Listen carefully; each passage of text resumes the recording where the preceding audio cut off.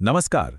कभी सोचा है कि क्या हो अगर दो बिल्कुल अलग दुनियाएं, एक प्राचीन आस्था की और दूसरी एकदम मॉडर्न साइंस की, हमें जिंदगी की शुरुआत के बारे में एक ही कहानी सुना रही हों।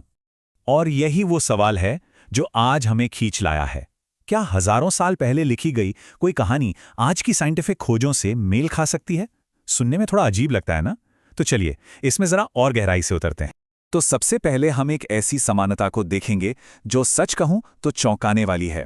ये समानता है डार्विन की थियरी ऑफ एवोल्यूशन और भगवान विष्णु के दशावतार की कहानी के बीच। देखिए, यहाँ दो बिल्कुल अलग नजरिए हैं। एक तरफ है डार्विन की थियरी, जो पूरी तरह सबूतों और नेचुरल सिलेक्शन पर टिकी है। ये बताती है कि कैसे जीव जंतु धीरे धीरे विकसित हुए।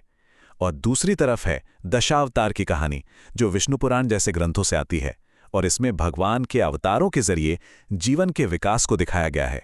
पर यहाँ जो सबसे हैरान करने वाली बात है वो ये है कि भले ही दोनों की बुनियाद अलग अलग हों, पर दोनों एक ही रास्ते पर चलती हुई नजर आती हैं। दोनों ही एक तरतीब से हुए विकास की कहानी सुनाती हैं। और ये जो क्रम है ना, ये वाकई कमाल का है। देखिए, दोनों कहानियां पानी में जीवन की शुरुआत से शुरू होती हैं, साइंस के हिसाब से जलीय जीवन, और दशावतार में मत्स्य यानी मछली अवतार। फिर आते हैं वो जीव जो पानी और जमीन दोनों पर रह सकते थे, यानी उभयचर, जैसे कूर्म यानी कछुआ अवतार। इसके बाद जमीनी जानवर, फिर आदिमानव, और आखिर में हम यानी कि बुद्धिमान इंसान। ये पैटर्न वाकई सोचने पर मजबूर कर देता है। तो सवाल ये उठता है, क्या ये सब बस एक इत्तेफाक है, या फिर हजारों साल पहले के लोगों को जिंदगी के विकास के बारे में कुछ ऐसा पता था जिसे हम आज साइंस के जरिए फिर से खोज रहे हैं? चलिए कहानी को थोड़ा और आगे बढ़ाते हैं। तो चलिए उस क्रम के सबसे पहले स्टेप पर फोकस करते हैं, पानी में जीवन। दशावतार में इसकी शुरुआत होती है मत्स्य अवतार से। देखते हैं कि ये कहानी हमें कहाँ ले जाती है।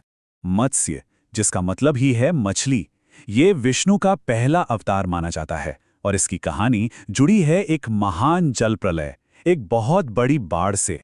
कहानी कुछ यूं है, राजा मनु को एक छोटी सी मछली मिलती है जो उनसे बचाने की गुहार लगाती है। राजा उसकी रक्षा करते हैं। वो मछली इतनी बड़ी हो जाती है कि उसे समुद्र में छोड़ना पड़ता है।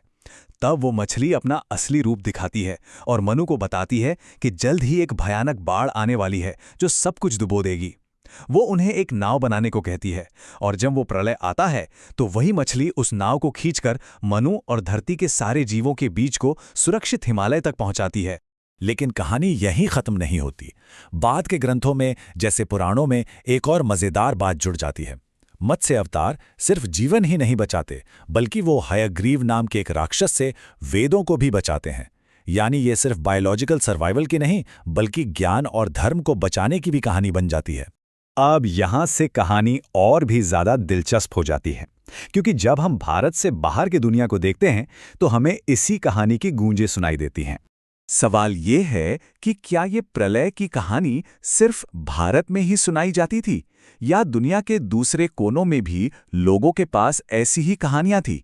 जरा इस स्लाइड को देखिए। एक तरफ हिंदू कहानी है, बीच में मेसोपोटामिया की, और फिर बाइबल की। समानताएं देखिए, ये हैरान करने वाली हैं। तीनों में एक हीरो है जिसे एक देवीय चेतावनी मिलती है। तीनों को एक नाव बनाने का हुक्म होता है। तीनों अपने साथ परिवार और जानवरों को लेकर जीवन बचाते हैं, और तीनों की नाव आखिर में एक पहाड़ पर जाके रुकती है। और बात सिर्फ इन तीन कहानियों की नहीं है। पूरी दुनिया की अलग अलग संस्कृतियों में बाढ़ की 200 से भी ज्यादा कहानियां मिलती हैं। चाहे वो प्राचीन ग्रीस हो, या चीन, नेटिव अमेरिकन कबीले हों, या फिर ऑस्ट्रेलिया के आदिवासी, हर जगह किसी न किसी रूप में एक महान बाढ़ की कहानी मौजूद है। और ये तब से है जब इन संस्कृतियों का आपस में कोई संपर्क भी नहीं था। तो अब आता है सबसे बड़ा सवाल, इन सब गूंजों का मतलब क्या है? क्यों दुनिया भर की इतनी सारी अलग थलग संस्कृतियां एक जैसी कहानी सुना रही हैं? इसके पीछे क्या वजह हो सकती है? चलिए देखते हैं कि एक्सपर्ट्स और वैज्ञानिक इसके बारे में क्या कहते हैं। कुछ बहुत ही दिलचस्प थ्योरीज हैं। अच्छा, तो एक्सपर्ट्स के पास कुछ थियरीज हैं। पहली है कल्चरल डिफ्यूजन, मतलब एक असली कहानी, शायद मेसोपोटामिया की, जो व्यापार और लोगों के आने जाने से दुनिया भर में फैल गई। दूसरी ये कि बाढ़ एक ऐसी आपदा है जो हर जगह आती है, तो लोगों ने उससे जुड़ी मिलती जुलती कहानियां बना ली। और एक और बहुत दिलचस्प थियरी है कि ये कहानियां असल में आखिरी आइस एज के खत्म होने की एक धुंधली याद हैं, जब ग्लेशियर पिघलने से समुद्र का लेवल बहुत तेजी से बढ़ा था। और कमाल की बात यह है कि इन थ्योरीज को सपोर्ट करने के लिए कुछ सबूत भी मिले हैं। मेसोपोटामिया के एक पुराने शहर उर में पुरातत्वविदों को खुदाई में बाढ़ की मिट्टी की एक बहुत मोटी परत मिली।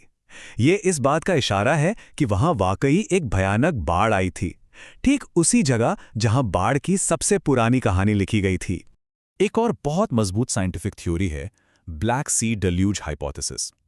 ये कहती है कि करीब 7,500 साल पहले मेडिटेरेनियन सागर का पानी अचानक ब्लैक सी में घुस गया। सोचिए, एक विशाल मीठे पानी की झील रातों रात खारे पानी का समुंदर बन गई। इस घटना ने वहां रहने वाले हजारों लोगों को अपने घर छोड़ने पर मजबूर कर दिया होगा, और वो अपने साथ इस प्रलय की कहानियां ले गए होंगे। तो शायद हमें इन कहानियों को सिर्फ मिथक या सिर्फ इतिहास के चश्मे से नहीं देखना चाहिए। कुछ विद्वानों का मानना है कि पवित्र ऐतिहासिक कथाएं शायद एक बेहतर शब्द है। मतलब, ये ऐसी कहानियां हैं जिनके अंदर सच्चाई का एक बीज है, जिसके ऊपर वक्त के साथ मतलब और मकसद की कई परतें चढ़ा दी गई हैं। तो अंत में हम इसी सवाल पर आकर रुक जाते हैं, आखिर ये कहानियां हैं क्या? क्या ये सिर्फ कोरी कल्पना है, या किसी भूली बिसरी तबाही की एक सामूहिक याद, या फिर ये समय के पार भेजा गया एक गहरा संदेश है जो हमें जीवन, प्रलय और फिर से नई शुरुआत के बारे में कुछ सिखाना चाहता है? शायद जवाब इन सभी में थोड़ा थोड़ा छिपा है।